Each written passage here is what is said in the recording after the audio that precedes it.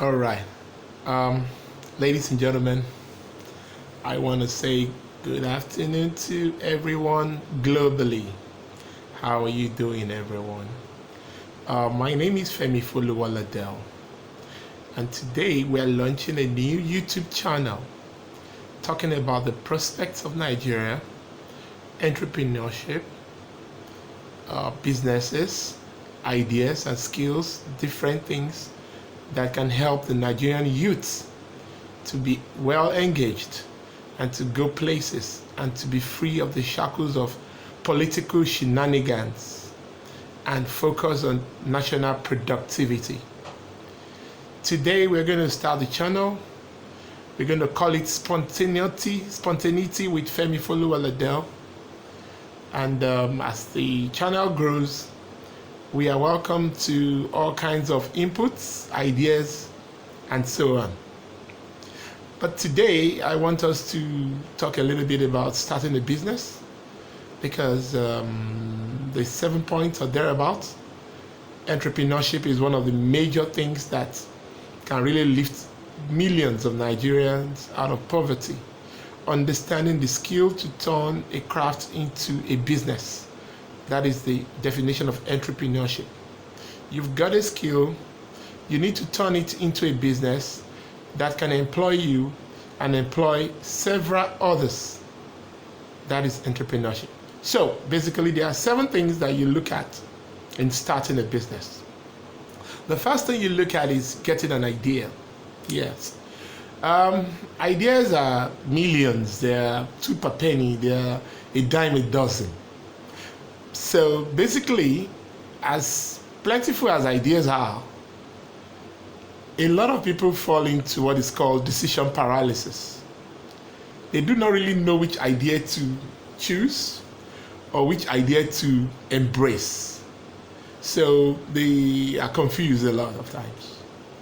Now, to simplify it and to break it down, you don't need any sexy idea. Just pick an idea and run it with it for 6 months, see what happens. You want to sell cement, you want to sell sand, you want to sell fish, catfish, you want to do poultry, chicken, you want to sell books, you want to print business cards, you want to print invitation cards, you want to be a website designer, you want to be anything, you want to try a business on anything, you want to sell clothes online, you want to sell offline, you want to sell building materials or raw materials or oil and gas. You want to do anything. So basically, pick an idea. And another thing about idea is that first try out with ideas that you are familiar with. Look for an idea that is perhaps within your family, or an idea that you have a neighbor or you have someone around that does it. And with that, you can always grow in it because you already have a head up. Perhaps your mom is a tailor, you can start an idea in fashion. If your father is a farmer, you can start an idea in farming. Yeah, forget about the fact that you may not want to be a farmer or something like that. But basically, it also means that you can always start with people that you know around you. So that is for idea. Then the second thing, number 2 thing you need to know about it, or you need to do, is you need to register your business. You need to register your business. You need to register your business. So you register with Corporate Affairs Commission, Nigeria. Now, when you register your business, it allows you a lot of benefits. You can have a different name from your own personal name. You can have a business account. You can have password. You can have passbook. You can have a checking book account. Basically, you'll be taken more seriously. You have a tax code. You have all the necessary papers that you need. And generally, it will make you look a lot serious, more legit, and you'll be surprised at the benefit of being a registered business can bring to you. For instance, you cannot start a business in a thrift collection, for instance. If you're not registered, it will be completely too dangerous. You take your money to the bank, the banks are registered. You You go to a school to learn a trade, the school is registered. Most organizations are actually registered. So you register your business and the benefits will accrue to you very good, very nicely. Then number 3, you need to find your first customers. That one is quite easy. Just look for people you know, people you like, people around you. Yeah? Tell them about the business. People you interact with daily on Facebook, on WhatsApp, Instagram. Contact them. Tell them, I now print business cards. I now design websites. I now do a certain business or the other. And you'll be shocked at how quickly many of them will like to engage you.